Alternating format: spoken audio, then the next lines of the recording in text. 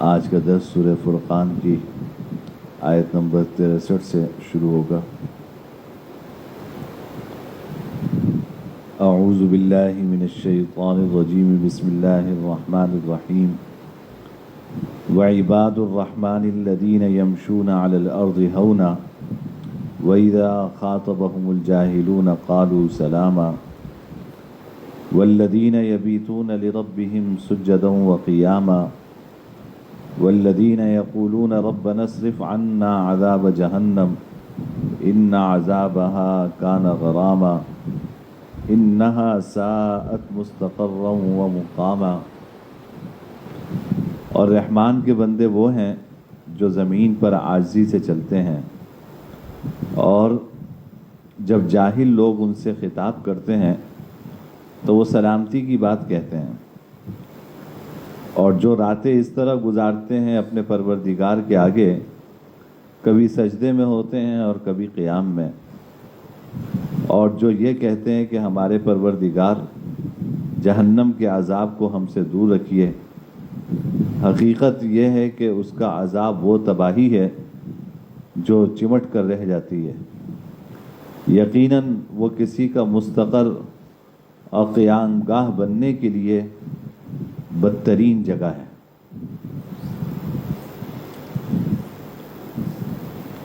ان آیات میں اللہ رب العزت اپنے خاص بندوں کے اوصاف بیان فرما رہے ہیں، اپنے محبوب بندوں کے اوصاف بیان فرما رہے ہیں۔ پہلا وصف فرمایا کہ اللہ کے خاص بندے وہ ہوتے ہیں جو اپنے آپ کو اللہ کا بندہ سمجھتے ہیں، یعنی جن میں عبدیت کا وصف ہوتا ہے اور وہ اللہ کی مرضی کے مطابق اپنی زندگی گزارتا ہے، جیسا اللہ چاہتے ہیں اس پہ راضی رہتے ہیں، جیسا اللہ چاہتے ہیں اس کے مطابق زندگی گزارتے ہیں۔ اس کو کہتے ہیں عبدیت، بندگی۔ یہ سب سے بڑا وصف ہے، تبھی اس کو سب سے شروع میں بیان فرمایا۔ دوسرا وصف جس کی طرف الرحمن سے اشارہ کیا کہ جب وہ رحمان کے بندے ہیں تو ان میں بھی صفت رحمت غالب رہتی ہے، یعنی لوگوں کے ساتھ شفقت سے پیش آتے ہیں، رحم کا معاملہ کرتے ہیں۔ تیسرا وصف جو ہم نے پڑھا وہ یہ کہ زمین پر عاجزی کے ساتھ چلتے ہیں۔ ہونن کے میں نے دو مطلب عرض کیے تھے، ایک تو یہ کہ زمین پر عاجزی کے ساتھ چلتے ہیں، یعنی تکبر نہیں کرتے، اور ایک مطلب اس کا یہ ہے کہ اعتدال کے ساتھ چلتے ہیں، نہ بہت ٹھہر ٹھہر کر چلتے ہیں، نہ بہت زیادہ سینہ تان کر اور تیز رفتاری کے ساتھ چلتے ہیں۔ وَإِذَا خَاطَبَهُمُ الْجَاهِلُونَ قَالُوا سَلَامًا، یہ چوتھا وصف ہے جو ہم نے پچھلے جمعے پڑھا تھا کہ جب جاہل لوگ ان سے جاہلانہ خطاب کرتے ہیں تو وہ سلامتی کی بات کہتے ہیں۔ میں نے عرض کیا تھا کہ قالوا سلاما کے دو مطلب ہیں۔ ایک مطلب تو یہ کہ جب جاہل لوگ جاہلانہ بات کرتے ہیں، بد تہذیبی کی بات ان سے کرتے ہیں، تو یہ سلام کہہ کے گزر جاتے ہیں، یہ سلام کہہ کے کر کے گزر جاتے ہیں کہ بھائی ہم جھگڑے میں نہیں پڑنا چاہتے، ہم بحث و مباحثے میں نہیں پڑنا چاہتے، بس کہتے ہیں بھائی ٹھیک ہے چلو آپ سے ہی کہہ رہے ہو السلام علیکم، بحث و مباحثے میں نہیں پڑتے۔ اور میں نے عرض کیا تھا کہ دوسرا مطلب اس کا یہ ہے کہ جاہل لوگ جب جاہلانہ بات ان سے کہتے ہیں تو یہ جاہلوں کے جواب میں جاہلانہ انداز اختیار نہیں کرتے، بلکہ تہذیب کے ساتھ اور شائستگی کے ساتھ ان سے گفتگو کرتے ہیں اور شائستگی کے ساتھ ان کی باتوں کا جواب دیتے ہیں۔ تو یہ دونوں مطلب علماء نے قالوا سلاما کے بیان کیے ہیں کہ بھائی اگر کوئی آپ کے ساتھ بدتمیزی سے پیش آ رہا تو آپ اس کی وجہ سے اپنے اخلاق کیوں خراب کرتے ہیں؟ اس کی وجہ سے آپ اپنے اخلاق کیوں خراب کر رہے ہیں؟ آپ شائستگی کی بات کریں۔ حضرات انبیاء کرام علیہم الصلاۃ والسلام کو کیا نہیں کہا کہ انا لنراک فی صفاہا وانا لنظنک من الکاذبین، آپ بیوقوف ہیں اور جھوٹے ہو۔ تو جواب میں کیا کہہ رہے ہیں؟ یہ نہیں کہ تو بھی جھوٹا، تیرا باپ بھی جھوٹا، تو بیوقوف، تیرا باپ بھی بیوقوف۔ وہ کہتے ہیں یا قومی لیس بی صفا، میری قوم میں بیوقوف نہیں ہوں، اور میں تو اللہ رب العزت کا بھیجا ہوا رسول ہوں، اللہ کا پیغام تمہیں دینے آیا ہوں۔ اب آپ دیکھیے ادھر سے کتنی سخت گفتگو ہے، لیکن اس سخت گفتگو کا جواب سخت انداز میں وہ نہیں دیتے۔ کسی کی بد اخلاقی کی وجہ سے انسان کو اپنے اخلاق نہیں خراب کرنے چاہیے، کسی کی بد اخلاقی کی وجہ سے آپ کو اپنے اخلاق نہیں خراب کرنے چاہیے۔ آپ شائستگی سے بات کریں، ٹھیک ہے، سمجھ میں آتی ہے، ٹھیک ہے، نہیں آتی آگے جائیے۔ اور اگر پہلا والا مطلب لیتے ہیں تو اس کا مطلب یہ ہے کہ جھگڑے میں پڑتے ہی نہیں، سلام کر کے آگے گزر جاتے ہیں، اعراض کر کے گزر جاتے ہیں، جھگڑے میں نہیں پڑتے۔ میں نے عرض کیا تھا کہ جھگڑنا اور یا جھگڑے کی باتوں میں پڑنا یا بحث و مباحثہ کرنا یہ شریعت میں سخت ناپسندیدہ، سخت ناپسندیدہ۔ آپس کے جھگڑوں کو شریعت نے برداشت نہیں کیا۔ یعنی ہم فقہ پڑھتے ہیں تو خرید و فروخت کی وہ ساری شکلیں شریعت نے ناجائز قرار دی ہیں جس میں کوئی ایسا امکان ہو کہ خریدار میں اور بیچنے والے میں جھگڑے کا اندیشہ ہو۔ یعنی جس میں یہ امکان ہے کہ بعد میں اس میں کوئی ڈسپیوٹ پیدا ہو سکتا ہے، کوئی جھگڑا ہو سکتا ہے، تو شریعت نے ایسی خرید و فروخت کی صورتوں کو منع ہی کر دیا کہ اس طرح کا معاملہ کرو ہی نہیں، ناجائز ہے۔ کہ اگر آپ خرید و فروخت کا معاملہ، مثال کے طور پر پہلے زمانے میں، آج کل تو حاجیوں کا آنا جانا سب وقت ہوتا ہے نا کہ بھائی اس تاریخ کو جائیں گے اور اس تاریخ کو آئیں گے۔ پہلے زمانے میں یہ ہوتا تھا کہ حاجی کا جانا تو پتہ تھا، آنا معلوم نہیں ہوتا تھا، 6 مہینے کے بعد کوئی واپس پہنچتا تھا، بہت سے قبول ہو جاتے تھے راستے میں۔ تو اب آپ نے کسی کو کوئی چیز بیچی ادھار، اس نے کہا کہ یار جب ابا حج سے آئیں گے نا تب پیسے دوں گا، تو فقہائے کرام نے فرمایا کہ یہ خرید و فروخت جائز نہیں ہے۔ وجہ یہ کہ ابا کب حج سے آئیں گے، آج کی طرح تو نظام نہیں تھا نا، ابا کب حج سے آئیں گے پتہ نہیں ہے، تو نتیجہ یہ ہے کہ آپس میں جھگڑے پیدا ہوں۔ وہ کہے گا کہ بھائی 5 مہینے بعد ان کو آ جانا چاہیے تھا، لاؤ دو 5 مہینے بعد پیسے۔ آپ کہے کہ بھائی وہ اب تک تو پہنچے نہیں ہیں، تو میں نے تو کہا تھا جب ابا حج سے آئیں گے تو پیسے دوں گا، تو ابھی تو آئے نہیں، میں تو نہیں دے رہا، کیا ہوگا، جھگڑا ہوگا نا۔ تو ہماری شریعت نے اس طرح کی خرید و فروخت کو منع کیا کہ آپ کہیں کہ جی بارش ہوگی تو پھر میں تمہیں یہ چیز فروخت کروں گا، یا قیمت اس وقت میں تمہیں دوں گا جب بارش ہوگی۔ اب کیا پتہ کہ بارش کا ہو اور کب نہ ہو، تو اس میں جہالت ہے۔ تو ایسی جہالت ہے کہ جس میں آپس کے جھگڑوں کا اندیشہ ہے، تو شریعت ایسی خرید و فروخت کو جائز قرار نہیں دیتی۔ یہاں تک کہ جیسے آپ ٹیکسی کرائے پہ لیتے ہیں نا، تو ٹیکسی والے سے پوچھیں کہ جی مجھے جانا ہے ٹاور تک، کیا لوگ ہیں؟ وہ کہتا ہے جو مرضی صاحب دے دینا، اب بیٹھ جاتے ہیں آپ۔ یہ ناجائز ہے۔ میٹر تو ہے نہیں آج کل، اب وہ اوبر کریم کا مسئلہ تو دوسرا ہے، لیکن عام ٹیکسیوں کے اندر میٹر کہاں ہوتا ہے؟ کیوں ناجائز ہے؟ وجہ یہ ہے کہ جب آپ شروع میں نہیں طے کریں گے تو اب جھگڑا ہوگا نا، امکان ہے نا جھگڑے کا، کہ بھائی وہ یہ توقع لگا کے بیٹھا ہوگا کہ صاحب ہیں تو یہ مجھے ٹاور تک کے جو ہے 2000 روپے دیں گے، اور آپ یہ امید لگا کے بیٹھے ہوں گے کہ بھائی جاننے والا ہے شاید مجھ سے 1500 روپے لے لے، تو اب آپس میں جھگڑے پیدا ہوں گے۔ وہ 2000 کہے گا، آپ 1500 کہیں گے، تو شریعت کہتی ہے کہ یہ غلط ہے۔ تمہیں بیٹھتے وقت طے کرنا چاہیے تھا، آپ کو بیٹھتے وقت طے کرنا چاہیے تھا کہ کرایہ کتنا ہوگا۔ یہ میٹر ہے تو میٹر کے حساب سے چلو، یہ آج کل اوبر کریم ہے تو وہ تو خود ہی موبائل پہ آپ کے بتا رہا ہوتا ہے، وہ تو چلو اس میں کوئی جھگڑا نہیں ہے۔ لیکن جہاں جھگڑے کا اندیشہ ہوتا ہے کہ بھائی جو مرضی پیسے دے دینا، لے جاؤ، جو مرضی پیسے دے دینا، آپ بھی لے آتے ہیں کہ بھائی اس نے کہا کہ جو مرضی پیسے دے دینا، اب وہ زیادہ کی امید لگائے بیٹھا ہے، آپ سمجھتے ہیں کم میں جان چھوٹ جائے گی. اب جب پیسے دیتے ہیں تو پھر جھگڑے نزاعات کھڑے ہوتے ہیں. تو ہر خرید و فروخت, یعنی اگر میں لسٹ میں 100 شکلیں لکھوں جن کو شریعت نے ناجائز کہا ہے معاملات کی, ان میں سے 70% چیزیں ایسی ہیں کہ جن میں ناجائز قرار دینے کی وجہ یہ ڈسپیوٹ ہے,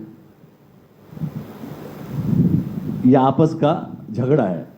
اس سے بچانے کے لیے شریعت نے ان چیزوں کے اوپر جو ہے وہ پابندی لگائی کہ بھائی ایسے معاملات نہ کرو جس سے آپس میں جھگڑے پیدا ہو. تو جھگڑنا یا ایسی چیزیں کرنا کہ جو آئندہ جھگڑوں کا باعث بنے, ان ساری چیزوں سے شریعت نے روکا. اسی لیے ہم یعنی شرعی حکم ہی ہے کہ جو لوگ مثلا اپنے بچوں کو اپنے ساتھ کاروبار میں لگا لیتے ہیں, ایک جھگڑے کا سامان پیدا کر کے جاتے ہیں دنیا سے. بڑا بھائی ہے, اس نے چھوٹے بھائیوں کو لگا لیا کاروبار میں ساتھ ہاتھ بٹانے کے لیے, یا آپ نے اپنے بڑے بیٹے کو ساتھ لگا لیا ہاتھ بٹانے کے لیے.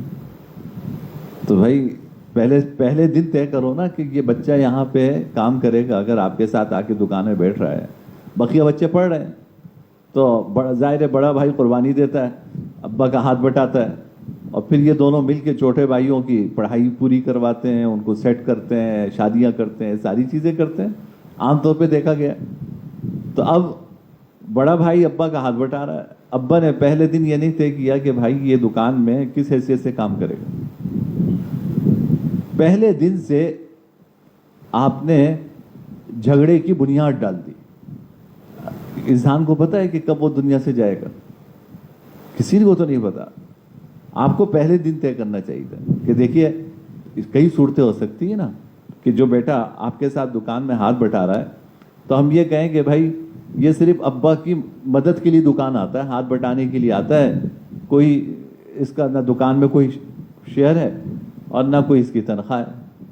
تو ظاہر ہے اگر ہاتھ بٹانا ہے تو اس میں ثواب بھی ملے گا اور دنیا میں کچھ نہیں ملے گا.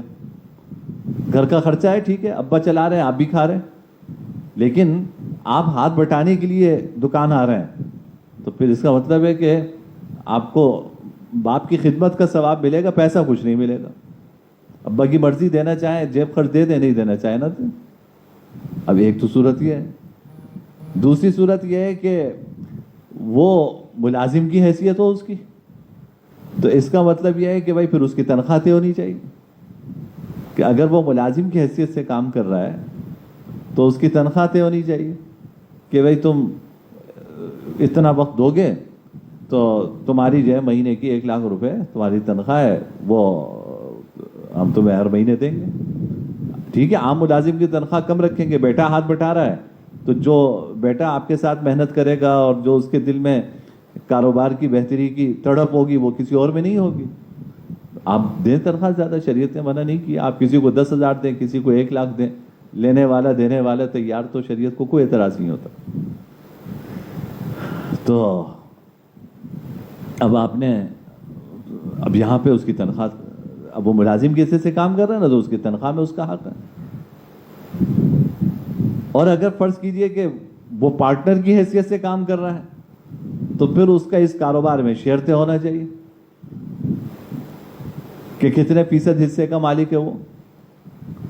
ابا نے 100% اس کو دے دیا, یا 20% دیا, یا 50% کا وہ مالک ہے اس کے اندر, تو ایسی صورت میں اس کی تنخواہ نہیں ہوگی.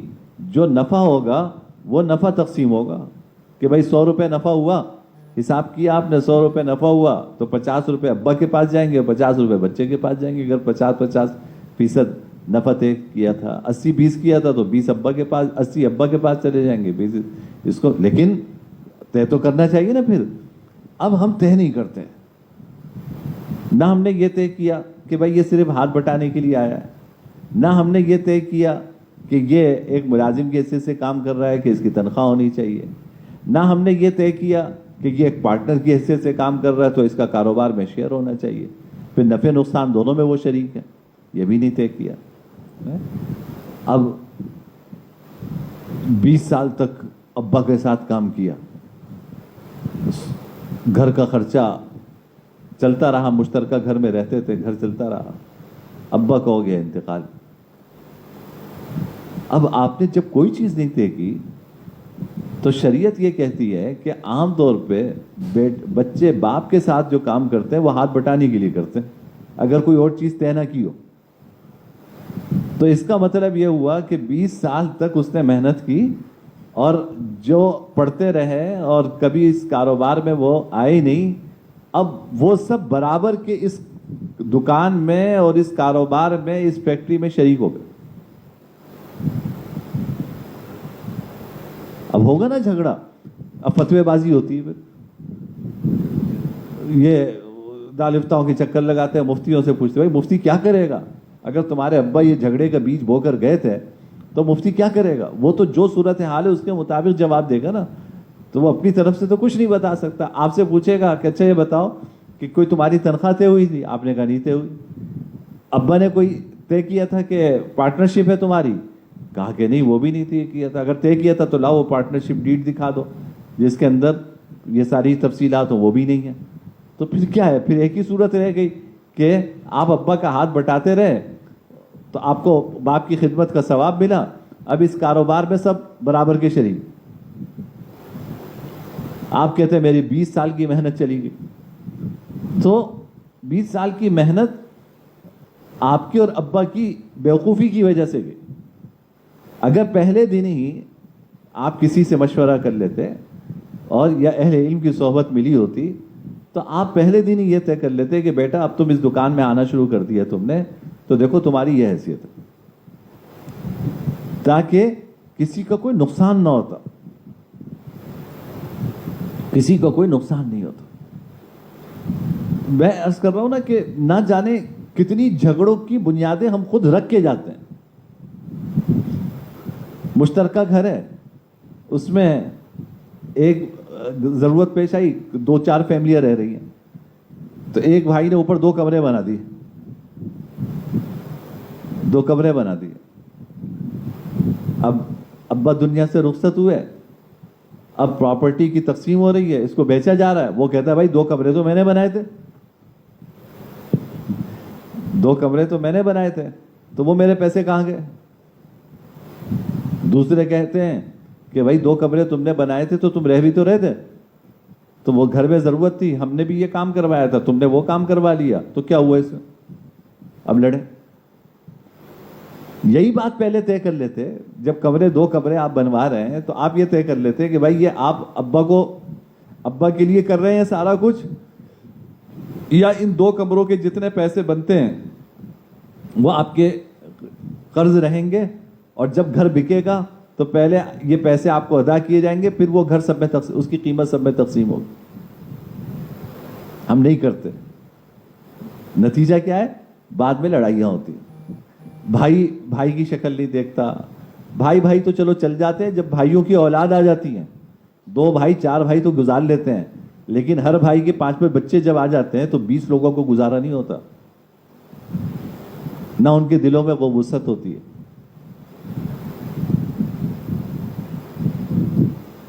تو کوئی ایسی چیز کر کے نہیں جانا چاہیے جس سے جھگڑے کی بنیاد پڑے. ہماری شریعت کی تعلیم ہی یہی ہے کہ پوچھ لو, لکھ لو, صاف بات کر لو. شرمانے کی بات نہیں ہے, صاف بات کرو کہ بھائی یہ جو چیز ہے یہ آپ کی ہے یا میری ہے؟ یہ میری ہے یا آپ کی؟ طے کریں آپ. دیکھو جب تک محبت سے لوگ جی رہے ہوتے ہیں نا, آپس میں رہ رہے ہوتے ہیں, تو آپ سمجھتے ہیں کہ سب کچھ صحیح ہے. پتہ اس وقت چلتا ہے جب محبتیں ختم ہوتی ہیں, تو پھر پتہ چلتا ہے کہ کیا صحیح ہے کیا غلط ہے. میاں بیوی جب تک رہ رہے ہیں بڑی محبت سے رہ رہے ہیں, بھائی نہ کوئی ہے کہ بھائی نہ تمہارا نہ میرا, ہم سب کا ہے, سب کھا رہے ہیں پی رہے ہیں. ادھر اللہ نہ کرے کوئی آپس میں جدائی کی نوبت آ گئی. اب اس پہ جھگڑا ہے کہ بھائی یہ جو شوہر نے زیور دیا تھا بیوی کو, تو طلاق ہو گئی خدا نخواستہ, اب راہیں الگ ہو رہی ہیں, تو یہ زیور کس کا ہے؟ یہ بیوی اپنے ساتھ لے جائے گی، یہ شوہر کے گھر والے واپس لیں گے؟ کچھ نہیں طے ہوتا، جھگڑتے ہیں، لڑائیاں ہوتی. پہلے دن ہی طے کر لو کہ بھائی یہ جو میں نے تمہیں یہ زیور دیا ہے، میں تمہیں اس کا مالک بنا کر میں نے تمہیں دیا ہے، اب اس سے میرا کوئی تعلق نہیں. تو ٹھیک ہے، خدا نخواستہ راہ الگ ہوتی ہے یا شوہر کا انتقال ہو جاتا ہے تو یہ زیور بیوی کا ہے، وہ دے کر گیا اس کو. لیکن بہت سارے خاندانوں میں ایسا ہوتا ہے کہ شوہر کے یہاں سے جو زیور آتا ہے بیوی کے لیے وہ صرف عارضی طور پہ استعمال کرنے کے لیے ہوتا شوہر کا ہے، وہ عارضی طور پہ استعمال کے لیے دیا ہوا ہے. تو بھائی اگر یہ بات ہے تو یہی طے کر لیتے کہ بھائی جو زیور ہے یہ میرا ہی ہے، میں ہی اس کا مالک ہوں، تمہیں استعمال کے لیے دیا ہوا ہے، جب تک تم استعمال کرنا ہے کرو. اب دیکھیے زمین و آسمان کا فرق ہو جائے گا نا احکامات میں، شریعت کے احکامات میں زمین و آسمان کا فرق آ جائے گا. اگر آپ نے استعمال کے لیے دیا ہے تو پھر خدا نخواستہ راہیں الگ ہوتی ہیں تو یہ شوہر کا زیور، اور اگر خدا نخواستہ شوہر کا انتقال ہو جاتا ہے تو یہ زیور صرف بیوی کا نہیں ہے، تمام ورثہ کا اس میں حق ہے. شوہر کے جتنے ورثہ ہیں ان سب کا اس زیور میں حق ہے. کتنا فرق پڑ گیا شریعت کے حکم میں. تو اس لیے شریعت یہ کہتی ہے کہ جو کام کرو صاف ستھرا کرو، قولوا قولا سدیدا، سیدھی سیدھی بات کیا کرو، گول مول چکروں میں نہ ڈالا کرو. شرم آتی نا بس اوقات کہ یار میں کھل کے بتاؤں گا تو کیا منہ دکھاؤں گا. تو یہاں شرمندہ ہو جانا یہ ہلکا ہے بنسبت اس کے کہ آخرت میں جا کے انسان کی پکڑ ہو، انسان کی گرفت ہو. شرمندہ ہونے کی کیا بات ہے؟ جو بات ہے صاف صاف کہو، صاف صاف لکھ لو، تو اس میں شرمندگی کی کیا بات ہے؟ اور اگر شرمندگی سے بچنا چاہتے ہو تو دے دو. تو دینا بھی نہیں ہے، بیوی کو دینا بھی نہیں ہے. اور یہ کہنا کہ بھئی میرا ہے تمہیں استعمال کے لیے دیا، اس میں شرم آتی ہے. تو پھر کیا حال ہے اس کا؟ پھر دے دو. اگر شرم سے بچنا ہے تو بیوی کو ہدیہ دے دو، گفٹ کر دو. وہ بھی نہیں کرنا، اپنا بھی رکھنا ہے اور بتانا بھی نہیں. یہ چیزیں جھگڑے کے باعث ہوتی ہیں. گھروں میں بھی جو استعمال کی چیزیں ہوتی ہیں نا ان میں طے کر لینا چاہیے، ان میں طے کر لینا چاہیے تاکہ بعد میں کسی قسم کا کوئی جھگڑا ہم چھوڑ کے نہ جائیں. چیزوں کی لکھت پڑھت کر لیں. انسان کی بسا اوقات سوچتا بھی ہے جب اس طرح کی مجالس میں انسان بیٹھتا ہے اور قرآن و حدیث کی باتیں سنتا ہے تو دل میں فکر تو پیدا ہوتی ہے، لیکن یہ ہوتا ہے کہ اچھا کر لیں گے. لیکن بات یہ کہ کر لیں گے کتنی زندگی آپ کی جو آپ یہ سوچ کے ٹال رہے ہیں اس کو کہ کر لیں گے. اگلے لمحے کی خبر نہیں ہے تو پھر کس بنیاد پہ انسان ٹال رہا ہے کہ کر لیں گے. جن لوگوں کو آخرت کی فکر ہوتی ہے وہ اپنی وصیت تیار کر کے رکھتے ہیں، اپنی وصیت تیار کر کے رکھتے ہیں جس میں ساری چیزوں کی تفصیل ہوتی ہے کہ بھائی یہ اس کا یہ چیز اس کی حیثیت یہ ہے، اس کی حیثیت یہ ہے، اس کی حیثیت یہ ہے، اس کی حیثیت. بعد میں وہ پرچہ نکالو سارے مسئلے حل ہیں. اس کا بھی حل بتایا، وہ اس کا بھی بتایا، اس کا بھی حل بتایا، ساری چیزیں ختم. ہمارے ابا دنیا سے رخصت ہوئے تو بیچارے مولوی آدمی تھے، کیا چھوڑ کے جاتے، لیکن جو کچھ تھا وہ اتنا واضح تھا کہ آدھا گھنٹہ ہم بھائی بہن بیٹھے والدہ کے ساتھ اور آدھے گھنٹے میں سارا مسئلہ حل ہو کے ختم ہو گیا. سب لکھا ہوا تھا، سب پتا تھا کہ بھائی یہ انہوں نے یہ لکھ کے گئے، یہ اس کو کر کے گئے، اس کے بارے میں یہ کہہ کے گئے. تو ساری چیزیں جو ہیں وہ واضح سامنے موجود تھیں، نہ جھگڑنا نہ کچھ. آدھے گھنٹے میں سب کچھ دے کے فارغ ہو گئے. اور یہاں آپ سوچئے کتنا مشکل کام ہے، یہ کتنا مشکل کام ہے. سب سے میں کہتا ہوں کہ سب سے مشکل ترین کام یہ جو مشترکہ کاروبار اور مشترکہ جائیداد ان کا مسئلہ حل کرنا ہے. ہمارے پاس لوگ آتے ہیں اپنے مسائل لے کے نا, یعنی جتنی دماغ سوزی اس کے اندر ہوتی اتنی کسی اور چیز میں نہیں ہوتی. وہ کیوں؟ وجہ یہ کہ جھگڑوں کی بنیادیں رکھے جاتے ہیں,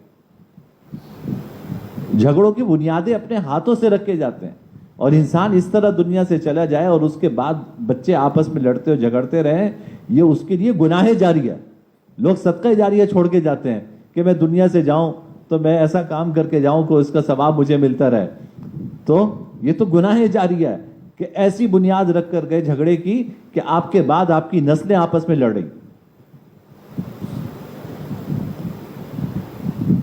نسلیں آپس میں لڑ رہی, آپس میں جھگڑ رہے ہیں. اور تو یعنی ہر ایسی شکل کہ جس سے جھگڑا پیدا ہونے کا اندیشہ ہو, شریعت نے اس کے اوپر پابندی لگائی ہے اور کہا ہے کہ بھائی صاف ستھری بات کرو, جو کچھ ہے بالکل واضح ہونا چاہیے, اور لکھ کے رکھ لو, گواہ بنا دو, تاکہ تمہارے جانے کے بعد دوسروں کو مسائل پیش نہ آئے. اور پھر میں نے عرض کیا تھا کہ بھائی اگر جھگڑا ہے بھی تو جھگڑوں میں پڑھنا اور بحث و مباحثہ کرنا یہ کوئی حل نہیں ہے. آپ صلی اللہ علیہ وسلم نے جھگڑے سے بچانے کے لیے کیا کیا نہیں کیا, بیت اللہ تک میں تبدیلی نہیں کی. حضرت عائشہ صاحب نے فرمایا نا جب مکہ فتح ہو گیا کہ بھائی یہ جو بیت اللہ قریش نے بنایا تھا, حتیم کا حصہ باہر چھوڑ دیا تھا, پیسے کم تھے, حتیم کا حصہ باہر چھوڑ دیا تھا. 2 دروازے تھے, ایک مشرقی سمت میں دروازہ تھا, ایک مغربی سمت میں دروازہ تھا. ایک دروازہ کر دیا تھا, دروازہ اونچا کر دیا تھا تاکہ ہمارے علاوہ کوئی جا نہ سکے. تو آپ صلی اللہ علیہ وسلم نے چاہا کہ میں اس کو دوبارہ اسی کیفیت میں بنا دوں جس کیفیت پہ حضرت ابراہیم علیہ الصلوۃ والسلام کی تعمیر تھی. لیکن فرمایا کہ نہیں, تمہاری قوم جو ہے نا وہ پھر جھگڑے ہوں گے, بحث و مباحثہ ہوگا, لڑائیاں ہوں گی کہ ہم نے یہ کیا تھا, یہ کیا تھا. نئے نئے اسلام میں داخل ہوئے تھے قریش, اب یہ چیزیں ہوتی تو جھگڑتے کہ بھئی یہ تو ہمارے آباء و اجداد نے بنایا ہے, آپ نے آ کے اس میں یہ کر دیا. تو آپ نے اس تک کو گوارا کیا, جھگڑے میں نہیں پڑے, بیت اللہ کو ویسے ہی چھوڑ دیا. آج تک اسی بنا کے مطابق چلا آ رہا تاکہ جھگڑے پیدا نہ ہو. جھگڑا ختم کر, جھوٹ کتنی حرام چیز ہے, شرک کے برابر جھوٹ کو قرار دیا ہے. لیکن 2 مسلمانوں میں اگر جھگڑا ہے نا, اس کو ختم کرانے کے لیے جھوٹ بولنے کی بھی اجازت ہے. اگر آپ یہ سمجھتے ہیں کہ میرے جھوٹ بولنے سے ان کی آپس کی صلح ہو جائے گی تو اس کی بھی اجازت ہے کہ بھائی کہہ دو نا کہ یار میں گیا تھا, جھگڑا ہے نا وہ, تو آپ ایک کے پاس گئے, دوسرے کے پاس گئے, اس نے اس کو گالیاں دی, اس نے اس کو گالیاں دی, 10 سنائی, تو آپ جائے کہ یار وہ تو تمہارے بڑے اچھے الفاظ میں ذکر کر رہا تھا, وہ تو کہہ رہا تھا کوئی مسئلہ ہی نہیں ہے, کچھ نہیں. اور ادھر جا کے کہا کہ بھائی وہ تو وہ بھی کہہ رہا تھا بہت اچھے الفاظ میں تمہیں یاد کر رہا تھا, اور کرا کے دونوں کو قریب لیا ہے اور ان کی غلط فہمیاں دور کروا دی آپ نے. یہ جھگڑا ختم کروا دیا ان کے درمیان. تو ایسے جھگڑے کے لیے اگر غلط دور کرنے کے لیے کہیں غلط بیانی کی بھی نوبت آئے تو شریعت نے اس کی بھی اجازت دی ہے. میاں بیوی کے درمیان جھگڑے سے بچنے کے لیے شریعت نے اجازت دی ہے کہ بھائی اگر کبھی غلط بیانی کی نوبت آئے تو آپس کی رنجشوں سے بچاؤ, بحث و مباحثے میں نہ پڑو. بھائی بات یہ ہے کہ آپ جیت کر کیا کریں گے, یعنی آپ نے اگر فرض کیجیے کہ خوب گھر میں بحث و مباحثہ ہوا اور مرد ہو کر آپ نے جو ہے وہ اپنا رعب جما کے خاموش بھی کرا دیا, کیا جھگڑا ختم ہو گیا؟ عورتیں بیچاری جذبات ان میں زیادہ ہوتے ہیں نسبتاً, اور اللہ تعالیٰ نے مرد کے اندر بردباری رکھی ہے, تو مرد بن جاؤ, کیا ہوا؟ بحث و مباحثے میں کیوں پڑھتے ہو؟ بھائی ٹھیک ہے وہ کسی بات پہ بحث ہو رہی ہے, آپ ہٹ جاؤ, آپ بھی عورتوں کی طرح ترکی بترکی جواب دے رہے ہیں, تو پھر تم مرد کہاں ہے؟ مرد ہونے کا تو مطلب یہ تھا تمہارے سے بردباری ہوتی. آپ نے غصے میں نہ جانے منہ سے کیا نکال دیا، تو پھر تم مرد کہاں رہے؟ اللہ نے بڑباری رکھی آپ کے اندر، سمجھ اور عقل رکھی آپ کے اندر، تو آپ بحث و مباحثے میں پڑھ کر اس جھگڑے کو کیوں طول دے رہے ہیں؟ یہ ہار نہیں ہے. جس ہار کو آپ سمجھ رہے ہیں نا کہ میں اگر خاموش ہو جاؤں گا یا یہاں سے ہٹ جاؤں گا تو اس کا مطلب ہے کہ میں ہار گیا اور عورت ہو کے وہ عورت جیت گئی، یہ کوئی ہار نہیں ہے. اگر اس ہار سے آپ کا گھر بچ جاتا ہے تو آپ اپنا گھر بچا لیجیے، اپنا گھر برباد نہ کیجیے، اپنی اولاد کا سکون برباد نہ کریں، اپنی اولاد کو ماں باپ کے سائے سے محروم نہ کریں. یہ اصل چیز ہے. وقتی طور پر آپ خاموش ہو جائیں، کوئی بات نہیں. آپ کی جو خاموشی ہے یہ بعد میں آپ دیکھیے کہ یہ حقیقی فتح یہی ثابت ہوگی. دوسرے کو اپنی غلطی کا احساس ہوگا کہ یار دیکھو میں نے تو کیا کچھ کہا، دوسرا خاموش ہو گیا اور اس نے میری بات سن لی. حالانکہ بعد میں ہر آدمی جو غلط کرتا ہے اس کو بعد میں اندازہ ہوتا ہے کہ میں نے غلط کیا ہے. وقتی طور پہ جوش میں ہوتا ہے، لیکن جب ہوش آتا ہے تو ہر آدمی اپنا تجزیہ کرتا ہے تو اس کو پتا ہوتا ہے کہ مجھے یہ بات نہیں کہنی چاہیے تھی یا مجھے یہ کام نہیں کرنا چاہیے تھا. خود ہی شرمندگی ہوتی، خود ہی احساس ہوتا ہے کہ غلط ہو گیا. تو بحث و مباحثہ، لڑائی یہ مسئلے کا حل نہیں ہے. اس سے نفرتیں پیدا ہوتی ہیں، اس سے دوریاں پیدا ہوتی ہیں، اس سے گھر ٹوٹتے ہیں. ہمیں فکر اپنے گھروں کو بچانے کی کرنی، ان رشتوں کو بچانے کی فکر کرنی ہے، اپنی محبتوں کو بچانے کی فکر کرنی ہے. یہ دنیا کی عارضی سی ہار، ناک کٹ جانا، سر جھکا لینا، یہ عارضی چیز ہے. یہ 2 لمحے کی چیز ہے، ختم ہو جائے گی. لیکن اللہ اس کا رسول کیا چاہتا ہے اس کے مطابق اپنی زندگی گزارنا، یہ حقیقی چیز ہے جس کو حاصل کرنے کی فکر کرنی چاہیے. بات لمبی ہو گئی، چلیں اللہ تعالیٰ مجھے آپ کو عمل کی توفیق نصیب فرمائے. انشاءاللہ بقیہ اگلے جمعے بات کریں. وآخر دعوانا الحمدللہ رب العالمین. الحمدللہ رب العالمین والعاقبۃ للمتقین والصلاة والسلام علی سید الانبیاء والمرسلین. اللہم لک الحمد لا نحصی ثناء علیک انت کما اثنیت علی نفسک. لا الہ الا اللہ الحلیم الکریم سبحان اللہ رب السماوات السبع والعرش العظیم. یا ارحم الراحمین، ہم سب کے تمام گناہوں کو معاف فرما. یا اللہ ہماری مغفرت فرما. یا اللہ ہماری مغفرت فرما. ہمارے والدین کی مغفرت فرما. یا اللہ ہمارے اعمال و اخلاق کی اصلاح فرما. سب کی دلی مرادیں پوری فرما. یا اللہ سب کی پریشانیاں دور فرما.